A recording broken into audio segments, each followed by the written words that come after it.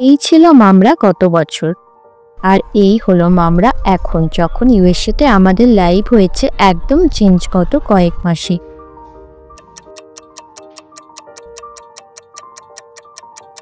তো এই pregnancy journey আমরা এখানে কমপ্লিট করেছি, আবার সম্পূর্ণ একা। তো চলুন এই ভিডিওতে আপনাদের সঙ্গে শেয়ার করি কেমন ছিল এই জার্নি। আসুন কথা বলি এখানকার হেলথ কেয়ার সিস্টেম নিয়ে, এখানকার প্রেগন্যান্সি বিভিন্ন স্টেজেস নিয়ে, বাচ্চার জন্য প্রিপারেশন নিয়ে, ওয়ার্ক কালচার নিয়ে, আর সবচেয়ে ইম্পর্টেন্ট প্রেগন্যান্সির খরচ নিয়ে। আর ভিডিওর শেষে অবশ্যই থাকবে আমাদের বেবির ফেস রিভিল। তো আসুন শুরু করা যাক।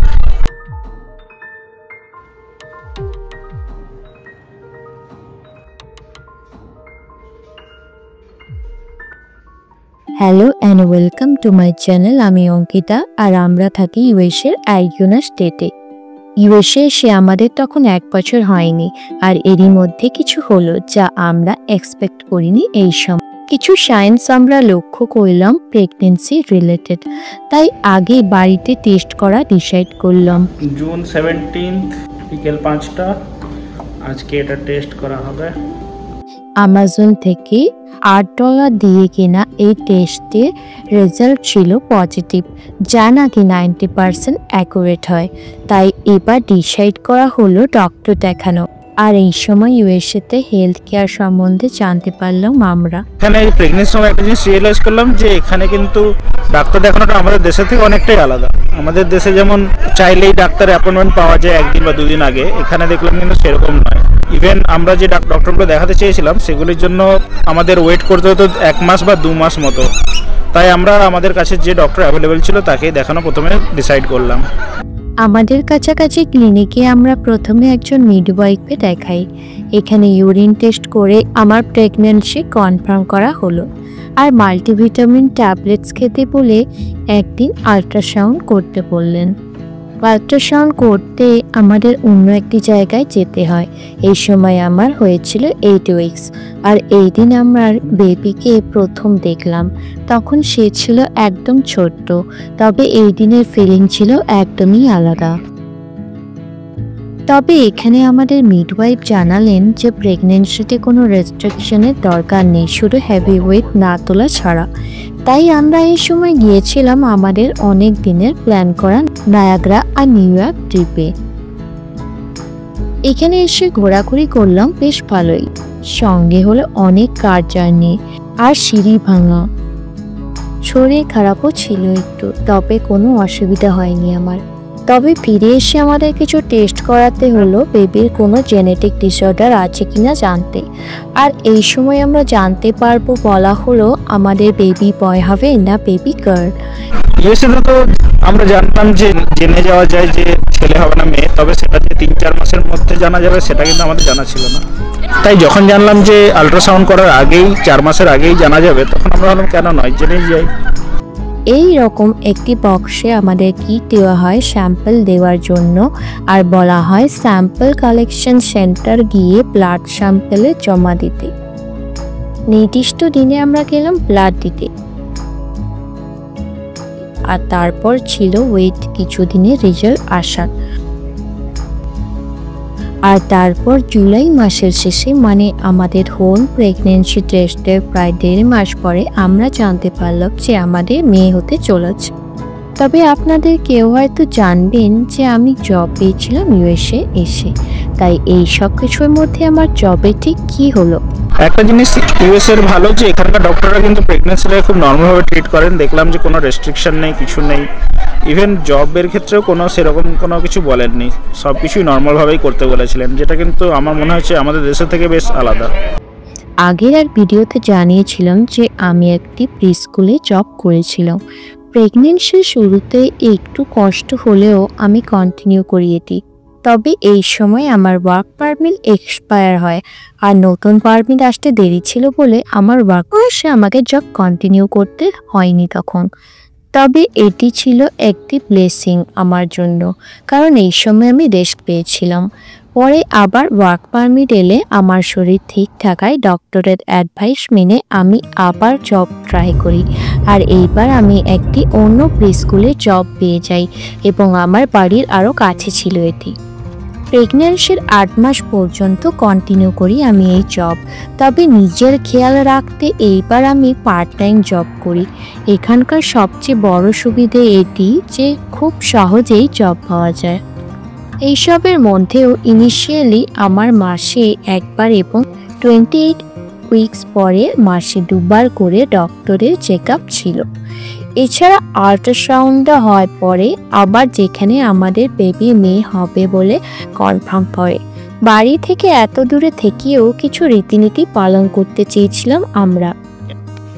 তাই আমার হাজবেন্ড এর মধ্যে আমার সাত খাওয়ানোর অনুষ্ঠান করে আমাদের মধ্যে। সব কিছুর মধ্যেই এইভাবেই আমরা নিজেদের হ্যাপি রাখি এই সময়। তবে অন্য কেউ কাছে ছিল না বলে বেবি হওয়ার আগেই আমাদের শুরু করতে হতো প্রিপারেশন। বেবির জন্য জিনিস কেনার ক্ষেত্রে কিন্তু আমাদের দেশে বলা হয় যে বেবি জন্ম হওয়ার আগে কিছু কিনতে নেই, কিন্তু আমাদের যেহেতু জানা ছিল যে কি হবে ছেলে না মেয়ে, তাই আমরা ভেবেছিলাম যে আমরা এগুলো আগেই কিনে নেবো, কারণ আমাদের এখানে হেল্প করার মতো কেউ ছিল না। তাই আমরা নভেম্বরের ব্ল্যাক ফ্রাইডে পর্যন্ত ওয়েট করেছিলাম, কারণ ব্ল্যাক ফ্রাইডেতে অনেক রকমের সেল থাকে এখানে। হালকা শীতের শুরুতে আমরা তাই গেলাম ইউএসের একটি পরিচিত বেবি ক্লোথসের স্টোর কার্টার্সনে। এই দিন আমাদের প্ল্যান ছিল বেবি ইনিশিয়াল কিছু জিনিস, কিছু জামা, টাওয়েল, ব্ল্যাঙ্কেট জাতীয় কিছু জিনিস, এছাড়াও বেবির জন্য কার সিট থেকে শুরু করে ক্লিপ, দোলনা এবং অন্যান্য জিনিস কেনা। এই স্টোরে এসে দেখলাম যে একদম নিউবর্ন বেবিদের জন্য এখানে ছেলে এবং মেয়েদের আলাদা ড্রেসের সেকশন রয়েছে। বেশ কিছু অফার চলছিল এই দিন, তাই জামাগুলি $8 বা $10 করে ছিল। $10 কিছু জামার সেটও ছিল। শীতকালে বেবি হবে বলে নিলাম বেশ কিছু উইন্টার ক্লোথস, আর এইরকম ছিল জামাগুলি এখানে। এই জামা, রুমাল, সোয়েটার আমাদের প্রায় $200 খরচ হলো। এছাড়া আমরা অনলাইন অর্ডার করলাম বেবির জন্য এই ধরনের বটল। ইউএসএতে বেবির জন্য খুবই দরকার স্ট্রোলার এবং অবশ্যই দরকার কার সিট, যা না থাকলে হসপিটাল থেকে বেবিকে নিয়ে আসাই যাবে না। এগুলি অনলাইনে আমরা কিনে নিলাম। বিভিন্ন দামের পাওয়া যায় এগুলো। ফোল্ড হয়ে আসে এরা, নিজেদের সেট করে নিতে হয় ম্যানুয়াল পরে। আমরা তাই ক্লিপ এবং অন্যান্য জিনিসগুলো আসার পরে একবার দেখে নিই সেট পরে। এরপর কার সিট সেট করা ইউটিউব দেখে ও ম্যানুয়াল পরে দেখে নিলাম। এইভাবে আমরা তৈরি হয়ে থাকলাম আমাদের নতুন সদস্যকে ওয়েলকাম করার জন্য। এর মধ্যে আমার কিছু প্ল্যান শেষে আমার বেবি শাওয়ারের অনুষ্ঠানও করলো। ছোট্ট ঘরোয়া এই অনুষ্ঠানে ছিল অনেক আনন্দ, যা ভাষায় প্রকাশ করা মুশকিল। সবকিছুর মধ্যেই চলছিল আমাদের ডক্টরের চেক আপ। তবে এই সময় আমাদের নিজেদেরকেই এখানে করতে হয়েছে বাড়ির কাজ। যদিও আমি পুরো প্রেগন্যান্সিতে অ্যাক্টিভ ছিলাম বলে আমার খুব বেশি কষ্ট হয়নি, তাই রান্না করা থেকে মার্কেট যাওয়া সব কিছুতেই আমি পার্টিসিপেট করেছি। এইসবের মধ্যেই চলছিল আমার বাবা মায়ের এখানে আসার প্রস্তুতি। কিন্তু ভিসা ইন্টারভিউ ডেট ছিল আমার ডিউ ডেটের কাছাকাছি, তাই ডেলিভারির আগে তাদের এখানে আসা সম্ভব ছিল না। কিন্তু ডেলিভারি কিছুদিন পরে এসেছিলেন তারা, আর সমস্ত ডিটেলস থাকবে পরের ভিডিওগুলিতে। তবে আপাতত ছিল শুধু ওয়েট করা, কারণ ইউএসএতে ডেলিভারি নর্মালি করা হয়, বিশেষ কোনো কারণ ছাড়া সি সেকশন করা হয় না। তাই ন্যাচারালভাবে পেন শুরু হলে আমাদের নার্সিংহোম যেতে বলা ছিল। ন্যাচারাল ডেলিভারি নিয়ে মনের মধ্যে ভয় প্রায় সবারই থাকে, আমিও ছিলাম তাই বেশ নার্ভাস, কারণ ডিউ ডেটের কাছে এসে যে কোনো দিন শুরু হয়ে যেতে পারে লেবার পেন। আমার হাজবেন্ডের চিন্তা ছিল এই পেন শুরু হলে আমাকে ঠিকভাবে নার্সিংহোম নিয়ে যাওয়া নিয়ে। এটি ছিল 23শে জানুয়ারি, ডিউ ডেটের 11 দিন আগে, যখন আমাদের ডক্টরের অ্যাপয়েন্টমেন্ট ছিল। সেই দিনটি লেবার পেনের মধ্যে আমাদের যে কোনো দিন হসপিটাল যেতে হবে সেই সময়, তাই আমরা হসপিটালে যে জিনিসগুলি লাগতে পারে সেগুলো একটি ব্যাগে নিয়ে রেখে দিলাম আমাদের গাড়িতে। তারপর গেলাম আমাদের ডক্টরের অ্যাপয়েন্টমেন্টে, যা অ্যাকচুয়ালি ছিল আমার ডেলিভারির আগে লাস্ট বার ডক্টরের কাছে যাওয়া, কারণ নেক্সট উইকে অ্যাপয়েন্টমেন্ট থাকলেও আমাদের আর যাওয়ার দরকার হয়নি। কারণ এর ঠিক 6 দিন পরে এসে গিয়েছিল সেই দিনটি যখন শুরু হলো আমার লেবার পেন। ভোররাত্রে আমরা এসে পৌঁছলাম নার্সিংহোমে। তবে বেবি ডেলিভারির ব্যাপারটিতেও রয়েছে অনেক ডিটেলস, যা এই ভিডিওতে দেওয়া সম্ভব নয়, তাই এটুকুই থাকবে পরের ভিডিওতে। তবে এই পুরো প্রেগনেন্সি জার্নিতে আমাদের খরচ কেমন হলো আসুন এবার সেটি আলোচনা করি। ইউএসএতে কিন্তু অন্যান্য সমস্ত খরচের থেকে মেডিকেল খরচ অনেক বেশি, এটা আমাদের ভালোই জানা ছিল। আর আমাদের মতো ভিসা হোল্ডারদের ক্ষেত্রে কিন্তু ইন্স্যুরেন্স থাকাটা একদম কম্পালসারি। তাই আমাদের আসার পরে এখানে হেলথ ইন্স্যুরেন্সটা করে নেওয়া হয়। আর এই হেলথ ইন্স্যুরেন্স যেটা আমাদের রয়েছে সেটার খরচ কিন্তু কম নয়। এই ইন্স্যুরেন্সের জন্য মাসে আমাদের দুজনের প্রায় $150 করে খরচ হয়, এবং বাকি আমার এমপ্লয়ার খরচ করেন মাসে প্রায় $1,500। তো এই বিপুল পরিমাণ টাকা, মানে প্রায় ধরুন 1.5 লাখ টাকা মতো যে খরচ হয় প্রতি মাসে, তার জন্য যে সুবিধা আমরা পাই সেটি হলো আমাদের কোনো কারণে শরীর খারাপ হলে বছরে মাত্র আমাদের $200 খরচ করতে হবে, এবং বাকি সমস্ত খরচই ইন্স্যুরেন্স থেকে দেওয়া হবে। তাই এই প্রেগনেন্সির ক্ষেত্রে আমাদের পকেট থেকে খরচ হয়েছে মাত্র $200, এবং বাকি অন্যান্য যে সমস্ত ওষুধ বা কিছু কিনতে হয়েছে সেগুলিরই খরচ। বাকি আল্ট্রাসাউন্ড বা টেস্ট বা অন্যান্য সমস্ত খরচই আমাদের ইন্স্যুরেন্স প্রোভাইড করেছে। তবে সবথেকে ইন্টারেস্টিং ব্যাপার হলো এখানকার মেডিকেল খরচ।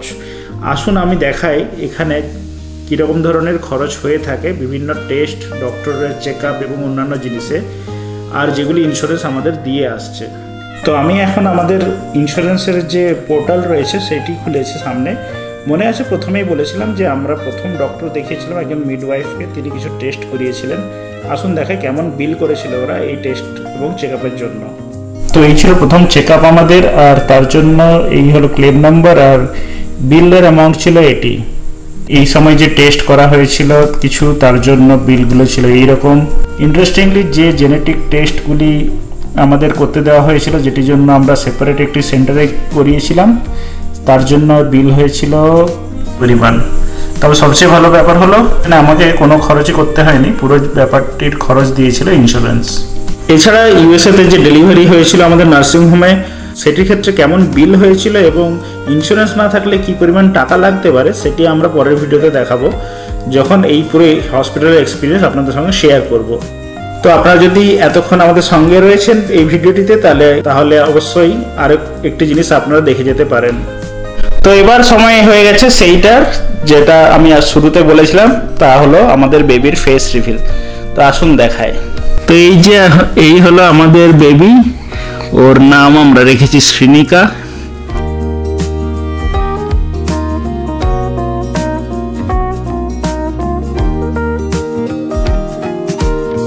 তো এই ছিল এই ভিডিও। আশা করি আপনাদের এই ভিডিও ভালো লাগবে। যদি ভালো লাগে একটি লাইক দিন, কমেন্ট করুন আপনাদের মতামত।